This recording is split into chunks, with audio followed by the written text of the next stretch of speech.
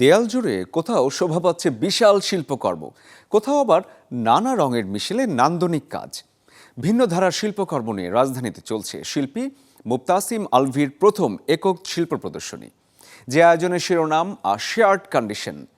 শুক্রবার alias Francis the ঢাকায় হয় আ শেয়ার্ড কন্ডিশনের উদ্বোধন। যৌথভাবে যে আয়োজন করে আলিয়াস ফ্রান্সিস দ্য ঢাকা ও আর্টকন। উদ্বোধনী অনুষ্ঠানে অতিথি হিসেবে উপস্থিত ছিলেন শিল্প সমালোচক ও লেখক মঈনুদ্দিন খালেদ, জাহাঙ্গীরনগর বিশ্ববিদ্যালয়ের দর্শন বিভাগের সহযোগী অধ্যাপক সৈয়দ নিজার, শিল্পী, কিউরেটর ও গবেষক শাওন আকন্দ এবং ঢাকা বিশ্ববিদ্যালয়ের ওরিয়েন্টাল আর্ট বিভাগের সহকারী অধ্যাপক দীপ্তি রানী দত্ত। প্রদর্শনীর কিউরেটর মোস্তাফা জামানও ছিলেন এই আয়োজনে। প্রদর্শনীতে 2024 থেকে 2026 সালের সময়কালে নির্মিত অ্যাক্রিলিক, স্প্রে, প্যাস্টেল, প্রিন্ট এবং ডিজিটাল মাধ্যমে তৈরি প্রায় 100টি কাজ প্রদর্শিত হচ্ছে। পাশাপাশি প্রতিদিন থাকবে প্যানেল আলোচনা, কর্মশালা, ইন্টারঅ্যাক্টিভ অডিও ভিজুয়াল, চলচ্চিত্র প্রদর্শনী, সঙ্গীতানুষ্ঠান এবং থিয়েটার পারফরমেন্স। এই পুরো এক্সিবিশনটার কাজ শুরু হয়েছে 1 বছর আগে থেকে। সো বলতে পারেন যে সবগুলো পেন্টিংয়ে 1 বছর ধরে করা।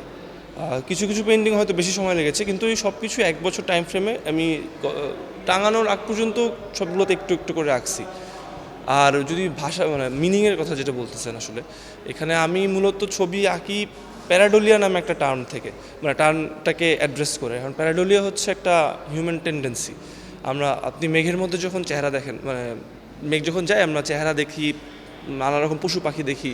এটা খুবই একটা দুষ্টামি করার বিষয়। আসলে আমরা অবসর সময়ে এভাবে করে হয়তো কথাবার্তা বলি, কিন্তু মূলত আমি বলতে চাচ্ছি যে এই যে এই অ্যাক্টিভিটি যেটাই আমরা করি, নিশ্চয়ই এইটাকে আমরা একটা গুরুত্ব দিই ওই সময়টাতে। হয়তো এটা অবসরের সংক্রান্ত একটা গুরুত্বই আর কি, সবসময় সেটা গুরুত্ব পায় না, আমাদের জীবনে বাস্তবিক ব্যস্ততা থাকে। আমি এটাই বলতে চাচ্ছি যে এই যে ওই সময়টাকে যে গুরুত্ব দিয়ে আমরা এরকমভাবে ক্রিয়েটিভ একটা মাইন্ডসেটে যাচ্ছি, এইটাও একটা কন্ডিশনের অংশ আর কি।